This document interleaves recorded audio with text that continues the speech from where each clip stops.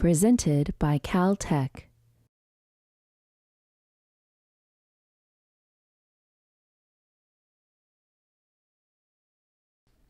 All right, here's one of my offices, which is just a lovely spot. Then what I'm going to talk about, and then what I'm going to propose that there might be ways that we can simplify our understanding of wetlands and their control on methane production and emissions.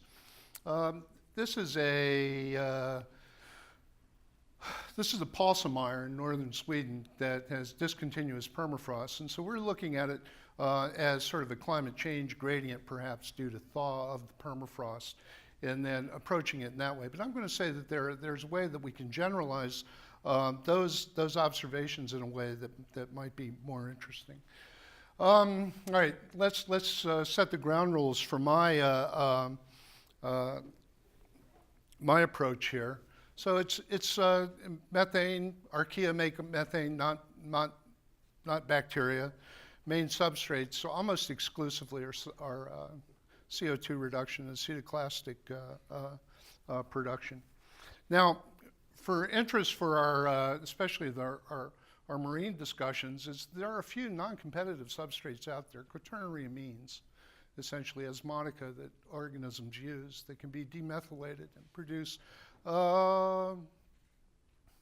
good amounts of methane. Always formed at very low EH. It's really fun to make that calculation of exactly how much molecular oxygen you can have when you get down below an EH of minus 200 millivolts or minus 400 millivolts. And it's a strictly anaerobic process. Oxidation, on the other hand, is catalyzed by different groups of organisms, and now we can have participation of the bacteria, and mostly burning the methane with oxygen.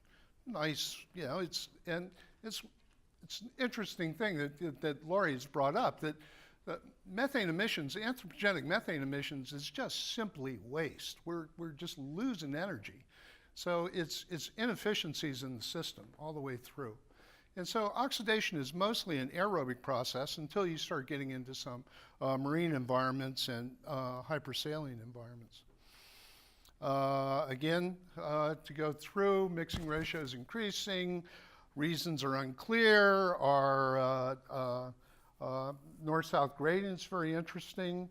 Its seasonality is really is very similar to CO2. I've always enjoyed that picture of it. And its principal removal mechanism, of course, is in the atmosphere in OH. This picture, when I first saw this about 10 years ago, and actually was curious to me that now we got for the last million years, we're, you know, this goes back to your question here, that we're getting as low as 350 and we're going to 700. And for the past 800,000 years, that represents a difference of about 350 ppb, about a petagram. And so over that time, so if this change is 10,000 years, we're looking at growth rates now of less than 1/10 of a teragram per year. You know, and to my mind, this might represent the natural signal of methane and the natural variability. This is what I show my students to show how far we kick the system out of whack. But this is fascinating to me, and this might represent the limits of the natural system and the natural response. I mean, we're talking about 10, 15 degrees change in the average temperatures, and we're only seeing those kinds of differences. What we're struggling with is trying to understand the contributions of wetlands to the to these budgets that we're dealing with. This is from the Global Carbon Project, and so our totals here are on the order of about 167 or so, very precise numbers, as you know, about 20% of the 25% of the total. And it's changing. I want to show this again just to show that, you know, in that natural variability that we see in the ice cores, it's all down here. So all this other activity has to be due to some other forcing factor. And understanding that, of course, is is very interesting to me.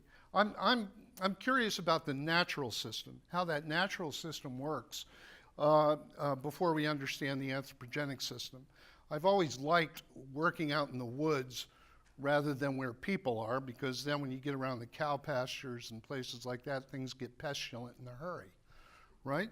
And then we're dealing with here is that this is by Michelle and White and all these guys and Ed, looking at the isotopic signature, and this decrease, of course, is considered to be due to a contribution of methane that's more enriched in C12 than C13, and you could blame biology for that.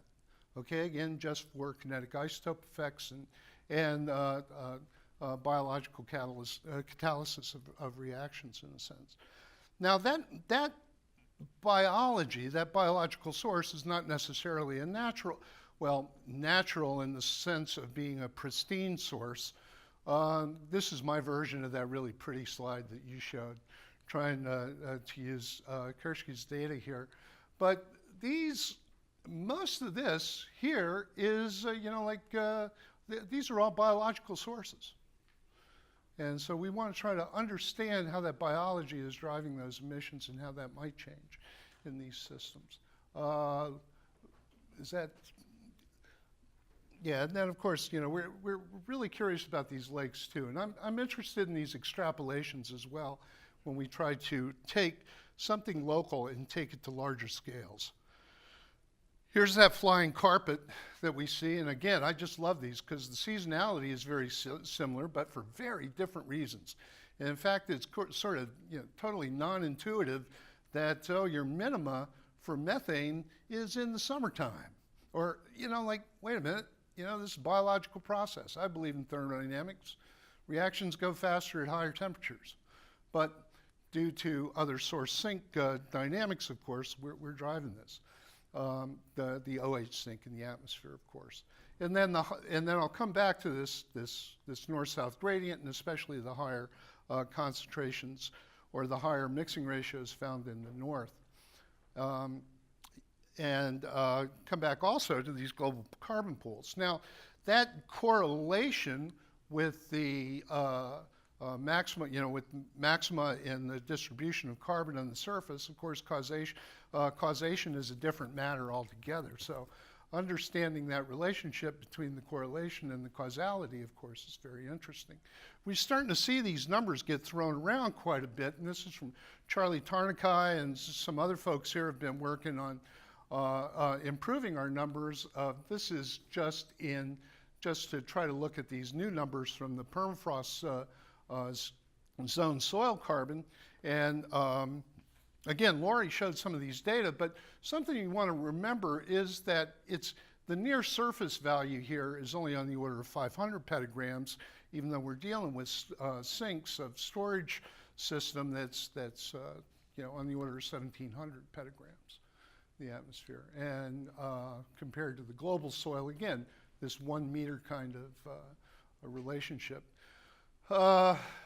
And of course, with some of these really new, very interesting findings in the tropics, that we're going to have to increase this peatland number for quite a bit. Now, what is the relationship now between this carbon stored in the surface and wetlands and methane? Here's a wetlands map from a few years ago. Again, our distributions and comparing different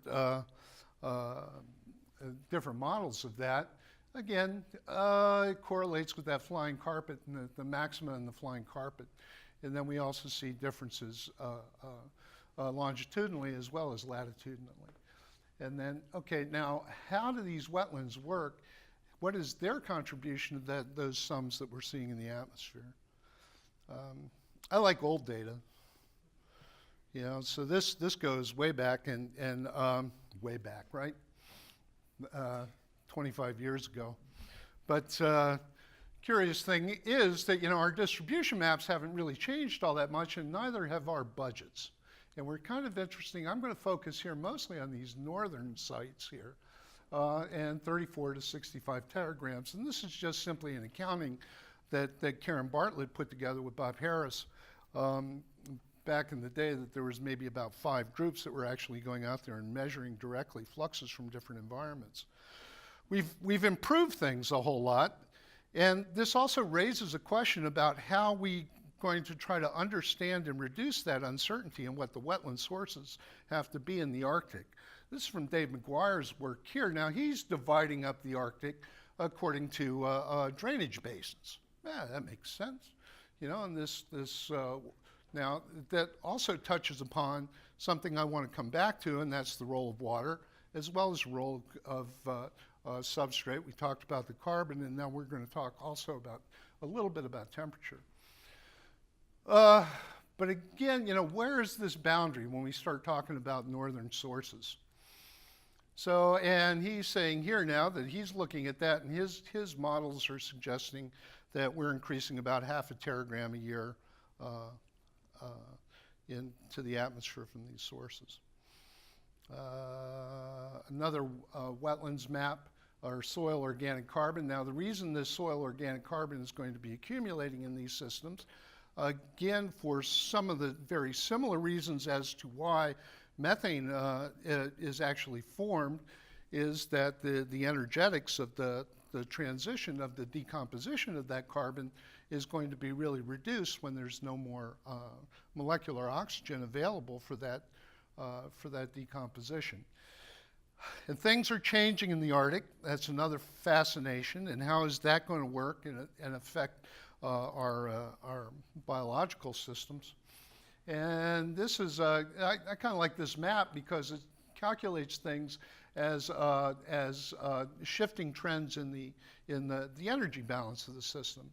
So we've only got so much energy coming in. That energy is used for the biology that's then driving the decomposition processes that are going to then drive the trace gas emissions and distribution between the atmosphere and the surface.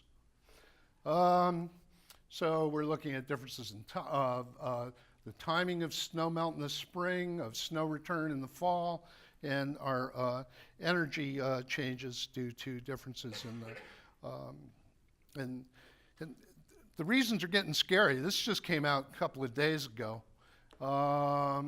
This is April 2017. It's warm. That's the hottest April we've seen. Pretty impressive. So things are changing. Things are changing fast now. How are these systems going to respond to that? How do peatlands and wetlands work into this system? Now, I'm going to say, I think there's kind of a really interesting kind of consilience of ideas about the biogeochemistry of the system. But, all right, yeah, well, I've been reading a lot of William Ewell, so I'm 200 years out of date, so that's not so surprising. But what I'm going to suggest is you've only got a certain amount of choices. That carbon is only being fixed into particular kinds of organic matter, and that organic matter has to be remineralized back to CO2 and methane somehow in order to keep the system functioning. So I'm going to say that we've got 3 choices here. We've got these wet peats, or these carbon, these organic accumulating systems, these peat growing systems. These tend to be your bogs, sediments, perched above the regional hydrology. So that pore water tends to have lower pH, lower rates of production, because you just don't have the alkaline earths or those micronutrients that are available to promote the natural production. And then the methane production from these systems tend to get very reduced. So you actually start to accumulate dihydrogen. In order to keep that remineralization actually going, is you're going to have to use that dihydrogen and transfer those electrons to methane, which then exits the system, right? So you got to throw the electrons out, otherwise everything gets backed up. Then on the other side of this, and And there's a basic competition between these 3 points of this triangle, is this very wet productive systems that you're going to have emergent macrophytes that here, in this case here, you know, they're close to a meter above the surface. Nicholas is a really tall guy, so. Now these are like your fens now, your swamps. They're connected to your regional water table. This hydrology is very important. So once you get that, now you get a significant annual productivity, but you're not accumulating nearly as much carbon. Part of that carbon is being, of course, laterally transported out, but the system is so energetic and is, well, so dynamic, let's say, that these plants are growing really rather rapidly. They're producing a lot of acetate. And so you then get the idea here, the prediction here, is that now you'll have acetoclastic methanogenesis dominating the system. Now I throw this one up here too, in these drained or dry peatlands in permafrost, because here, now this carbon that has been fixed by these systems has also been accumulating and stored in these systems, either from because they were wet or they're, you know, but now they're drained or they're frozen. Somehow they've now been sequestered from the atmosphere. And these are such, you know, you can take a nap here. Those are the Urals. And this is a huge peat platform. That's 4 meters of peat I'm taking a little sleep on. Now, these are pulses and heaths. They call them haiths in Maine. But they drain into your local hydrology.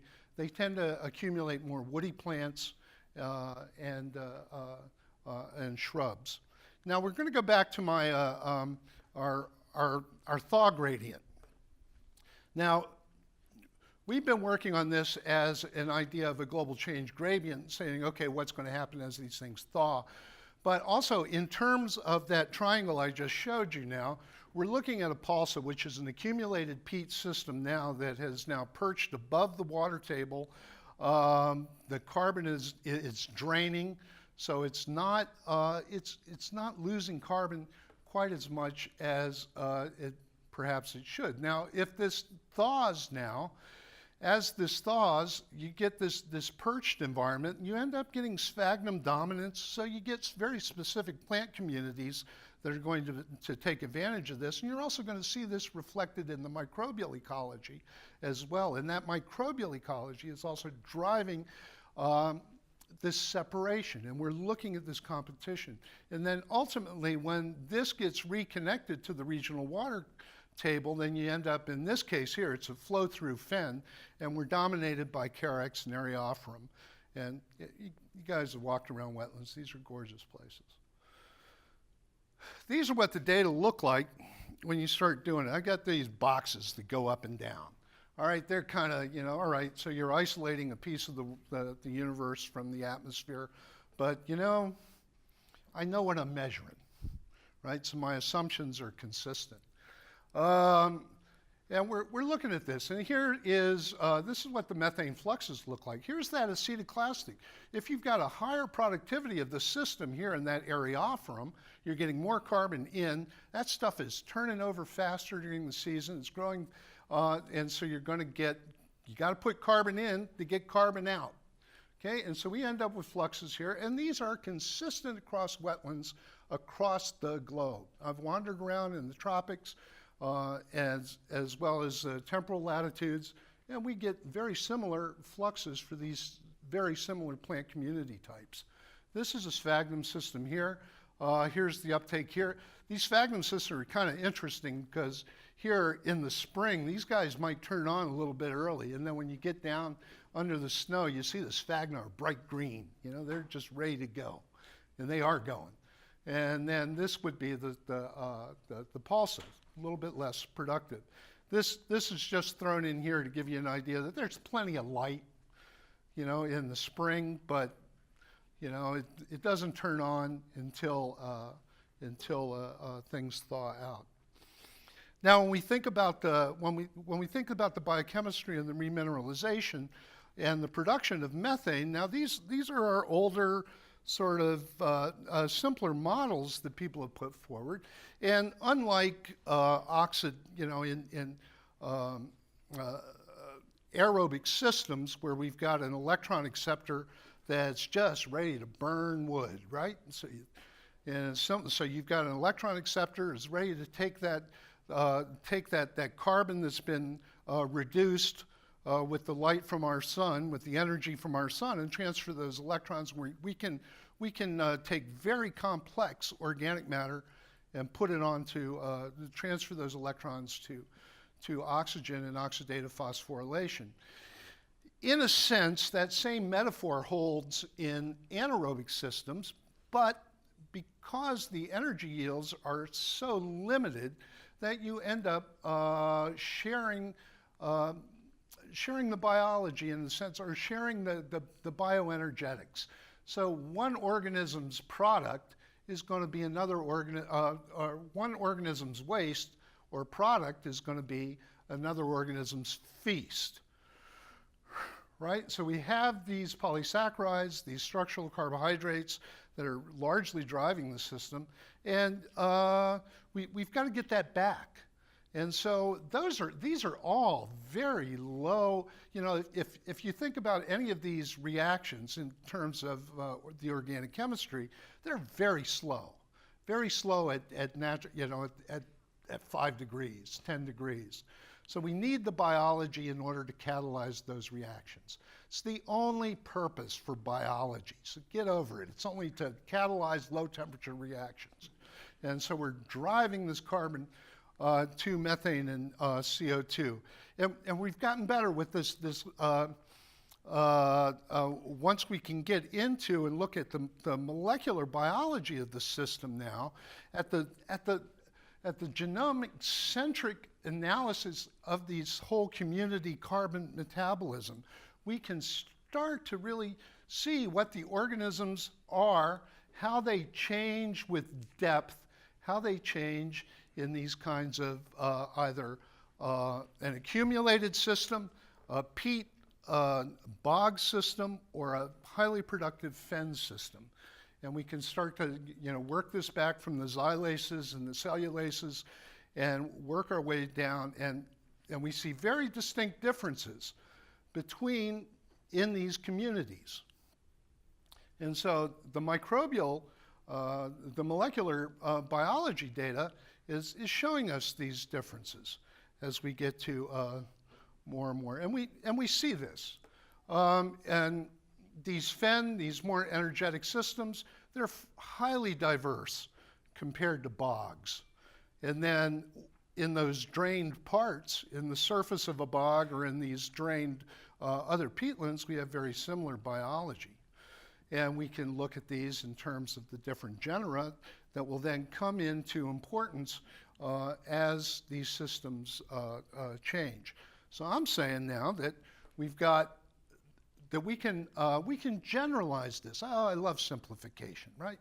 It's what modelers do all the time, right?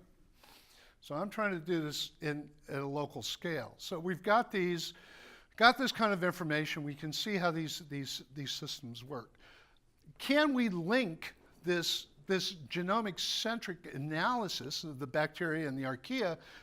Do we see this in the biogeochemical system? In the biogeochemistry, we see fluxing from in the methane, and we do, right? So we can go and we can look at again, looking at the stable isotopes of the methane. Now, in these more reduced bog-like systems, we tend to have more enrichment in C12 than we do in the acetoclastic systems. They're turning over faster. And we see it reflected in the biology as well. So it's not only the plant functional distribution, those plants are also, this remineralization of that carbon is driven by the change in the microbial communities as well. Does this matter, right? Okay, so we can take these data and look at it in these process models. Again, okay, any measurement you're going to make, so is essentially an opinion, right? And so you want to try to figure out how are we going to understand that variability in such a way that we can confidently extrapolate it. So here, now we've taken these DNDC models. This is Jardin, interesting things. Now he's added either CO2 reduction or acetoclastic or methane production to his models, and that we can distribute this. And this is reflected. Now we can use those data. Now he's using the abundance data in order to calculate these contributions, which match up. The red lines actually are, yeah, so those are the totals. And we also see it in the isotopes, right? So when you got those boxes, the nice thing about those boxes is you can put anything you want on it to measure whatever, right? And so in this case here, we were just using these Aerodyne stable isotope lasers to measure really rather rapidly. So what we do is, again, we see that more the lighter methane that Lori was talking about. We see that reflected in the bogs. We see it in the fens, and we can see the hard lines here are JAWS predictions. So using those data, now we can get a better signal here and maybe get a better handle on what this isotopic signal might be as these wetlands change. Now that's going to, going to become important when we try to constrain some of the modeled results as we move out into those systems. And so it works. Now, hydrology affects the system. Again, we're coming back to this. Now, simple-minded, our first approach to this and looking at a wetlands distribution or an inundation map or using these kinds of things to extrapolate things, like Jill has shown many years ago that we can get a very, these very linear relationships between just the mean water table depth and the methane fluxes. Now, you got to remember these bogs. Bogs have very dynamic water tables. Fens don't. The water table stays right at the surface on a fen, whereas it'll vary quite a bit in a bog. But the mean water table depth is going to affect the flux, but not necessarily always in the way you expect. Now, if that water table is dynamic, now, all right, so here's the water table depth, okay, and this is from a different fen. Okay, so we're getting higher fluxes when we get a lot of until the water table gets above the surface. Now, if that water table is changed, if it is dropped, then we get much higher fluxes than if we had a rainy day and accumulated water. So trying to figure out how the dynamics might work might help us in our extrapolations. Temperature is similar too. Here we're going back again. What's kind of amazing to me in this old figure is that these are just linear temperature models of the flux data that we had available in those days. And what amazes me is how constrained they are, how restricted they are. So that temperature effect of the total methane flux versus the temperature, and we know methane is really complicated now because we just saw all the different factors that go into it. Now there's another effect, again, that is going to throw us off a bit. And this is something I call like a capacitor effect, that whenever you look at these systems in the springtime, you always get lower fluxes at the same temperature that you do for that same temperature in the fall, right? So you've accumulated methane, and it works for CO2 as well. The respiration of CO2 to some extent, separation's not as good. So the methane's accumulating, here's the summer, everything's cooking, everything's cooling off again, right? But you're getting more methane out of the system.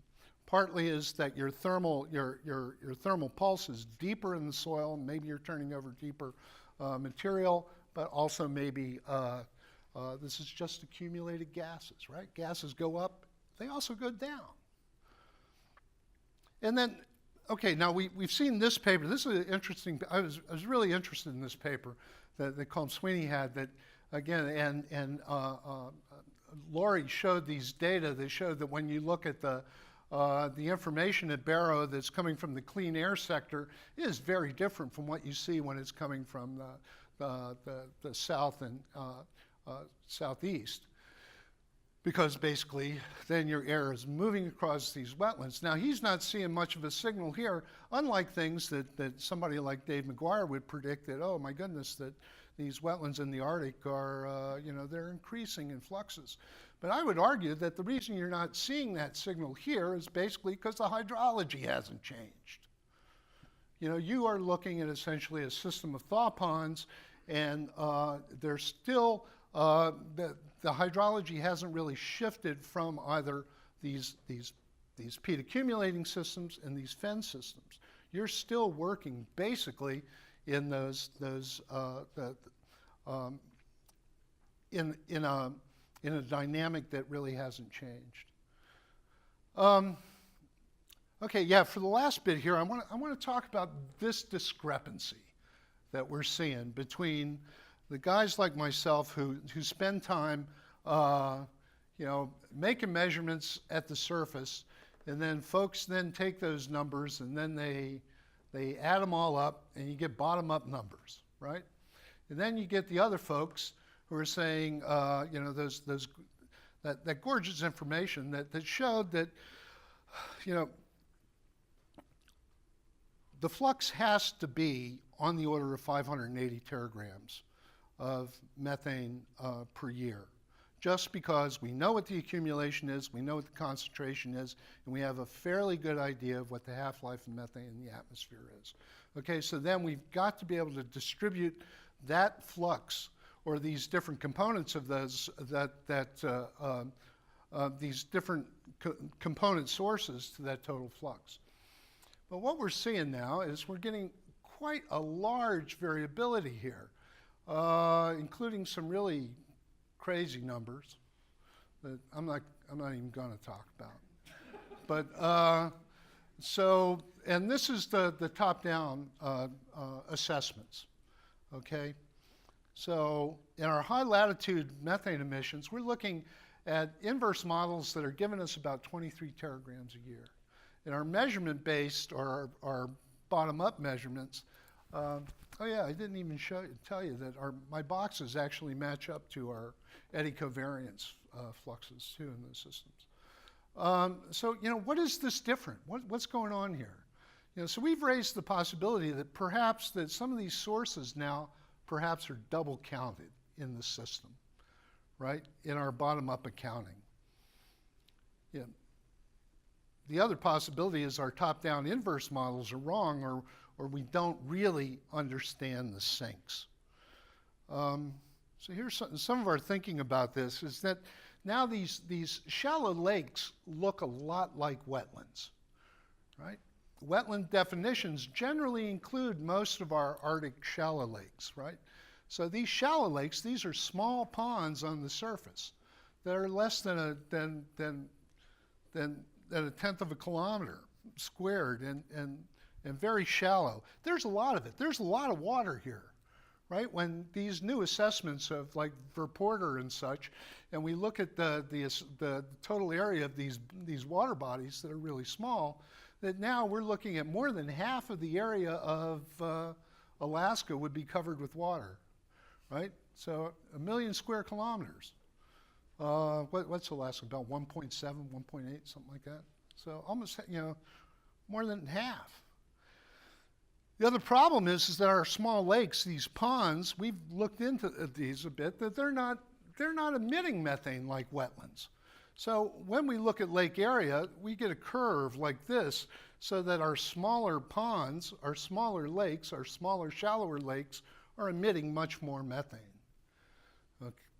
Okay, per lake area, and once the lake gets deep or too big, I lose interest. All right, so, and then wetland areas, on the other hand, across that area, you're going to have a pretty consistent flux for a given wetland type.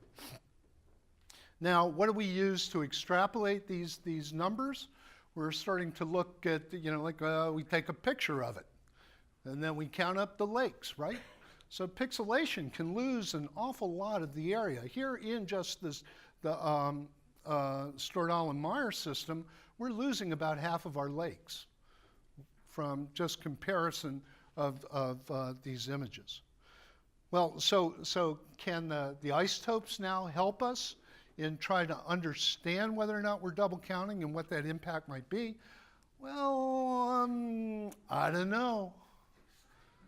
You know, these are the kind of distributions of the signatures we've seen in the data, you know, so that have been published. So, and these ranges are pretty consistent across all these different kinds of lakes, these northern wetlands, northern marine shelf sediments even. We're not seeing much of a difference. Ewan and Rebecca Fisher had done some really interesting things by trying to use Kealing plots to try to work out what the source terms might be. These are data from Zeppelin on Svalbard. So we're seeing that in the summertime, when they take these data and sort of extrapolate it back to try to get to a source term. So here's that point that they're using to extrapolate to here. So that's giving you an idea that we're pretty uncertain in what that number is. But we're not uncertain in that it's much more enriched in C12 than it is in the spring from the winter data. And then using these carbon 13 sources, so we make a guess as to what that source term might be and what's consistent with the observations in order to come up with what our, what might be contributing mostly to that signal that's being observed in, on Zeppelin. You know, are we able to use like this atmospheric data in order to try to estimate what regional signals might be? And this is just a case, this is just from our again, putting a laser on an icebreaker and going across and then using one of those magic Nisbet extrapolations to see if we can try to distinguish our source terms. And so this is from the Laptev Sea. Perhaps the Laptev is, we're looking at more enriched than C13 than we are in the East Siberian Shelf areas. So again, you know, it's not a magic bullet. So it's something we have to be concerned about it. And but these numbers are really important, and then to get those isotope numbers right for the source apportionment models are really important. Now, finally, you know, just this final slide, you know, that our driving data sets are really poor, and then from these high latitude regions, that's one thing. And then, of course, you know, we always want more data. But are we faced with a very similar situation? Is there really an analytical solution available to us in order to make these extrapolations? Think about what, you know, weather forecasters are faced with, right? You've got, you know, every component of the physics really well. We're starting to learn every component of the biochemistry and the biogeochemistry of the system really well. But how does that physics and the biology and those feedbacks, you know, actually link back to themselves? What are the nonlinear feedbacks that sort of destroy our ability to make an analytical solution? So maybe we're faced with numerical models that are going to end up being, you know, but have to be highly constrained by our observations in northern systems. Right now, they are really poor. Lori pointed out that most of Eurasia is not covered. And then I'd really like it if we report our model output in consistent latitude in regions. That would be something that would be very nice. And then hydrology, of course, and representation of lakes and ponds in an honest way would be good. With that, I would like to say thank you to all these folks. And thank you, Eric, for having me. I really appreciate it.